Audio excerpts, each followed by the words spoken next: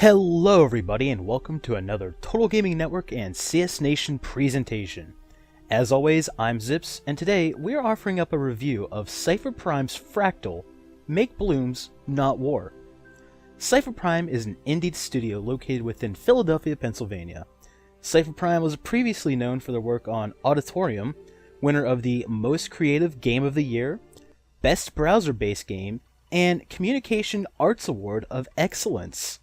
Fractal, their second game offering, came out just a couple of weeks ago for Steam, and it's also available on the Mac and iPad. Fractal is a quote-unquote music puzzler experience. Essentially, you push around hexagonal-shaped pieces here and there to create clusters of hexagons and earn points. The better you position them, the bigger clusters you can form, and the more combos you can set into motion, all of which ultimately lead to a better overall score and a quicker means to achieving your goal.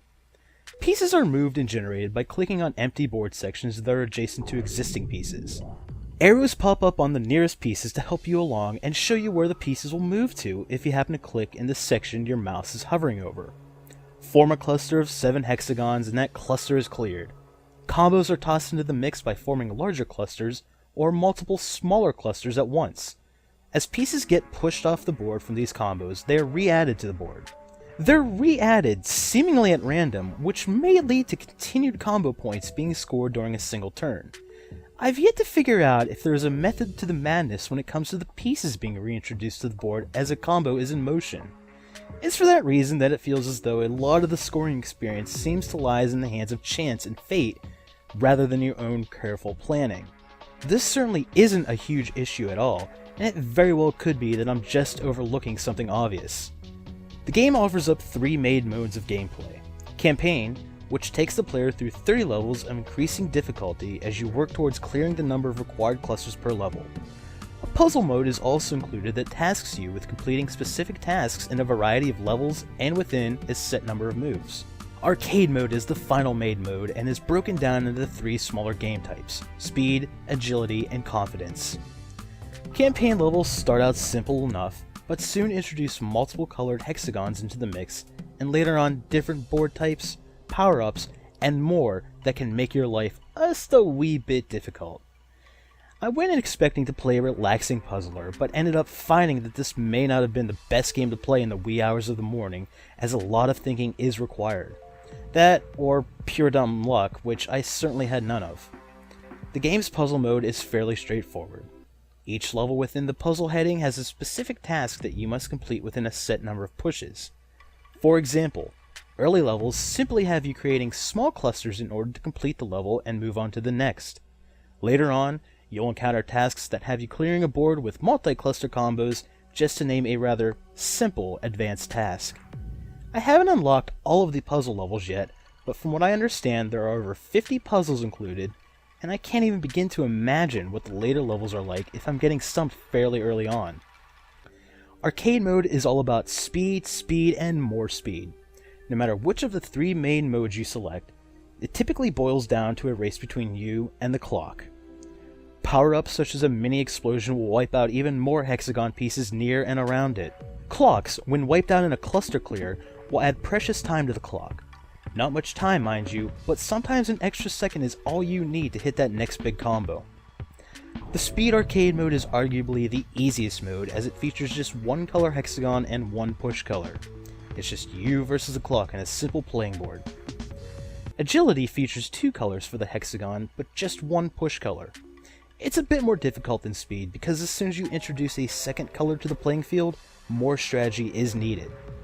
The catch on that one is the fact that strategy sometimes flies out the window when you're running very low on time. Finally, the last arcade mode is called Confidence, and if you're anything like me when playing this mode, your confidence will be shaken to its core when you play. Not only are there 2 hexagon colors, but there are also 2 push colors. If you don't pay attention to which color you're pushing out next, you could screw yourself over quite easily, as I often did. As you may expect, Confidence is easily the most difficult of the 3 arcade modes. The game does feature a scoreboard that keeps track of your lifetime statistics and completion percentages. The entire package of Fractal is very aesthetically pleasing. Menus are beautiful in their simplicity and complements the vibrant pastels that dominate the game boards and pieces. One of the more interesting hooks of the game is the music. If you're doing awesome and chaining together combos left and right, the music picks up and does a great job at pulling you into the moment. If you start to slip up or run low on remaining pushes, the music pulls back. It slows down, becomes a bit muted. The colors begin to fade from the world. It's a bit as though Cipher Prime was pushing forth the idea that the game world is alive, and by failing a level, you're killing off the game. Now, you wouldn't want to be a game murderer, would you? Would you? Nah, I thought not. Fractal made its Steam debut priced at just $6.99 US. There's a lot of bang for the buck here. It's both simple and complex at the same time. Fractal has, and this may sound strange, reminded me a lot of a good Sudoku puzzle. They both require a fair bit of thought to complete, they both offer up puzzle types with varying degrees of difficulty, and they both give you a great sense of accomplishment the moment you complete a particularly challenging puzzle. Fractal does a wonderful job at hiding a mentally engaging experience just below its surface, and this, ladies and gentlemen, is what makes Fractal a great gaming experience. We'll have a link to the game in the description below. It's just 50 megs in size on the PC and priced at less than $7. I strongly urge you to give Fractal a look if you have not yet done so already. There is one last thing. We have a single copy of Fractal to give away. If you're interested in perhaps winning this copy, head on over to the special link in the description below to see how to win. We'd like to thank Cipher Prime for this review opportunity, and this has been Zips with Total Gaming Network and CS Nation.